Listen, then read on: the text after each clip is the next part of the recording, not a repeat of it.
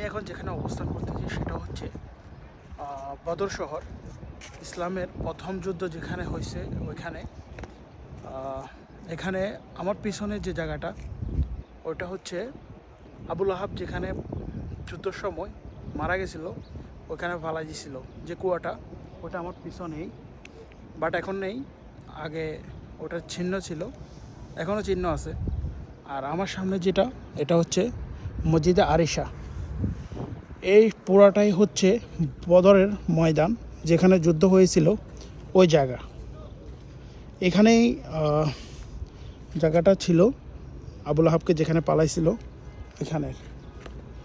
এই জায়গাটা পুরাটা হচ্ছে যুদ্ধের ময়দান, পুরাটা দেখুন। আল্লাহ তাআলা যেন সবাইকে দেখার সুযোগ করে দিক, এটাই কামনা করি।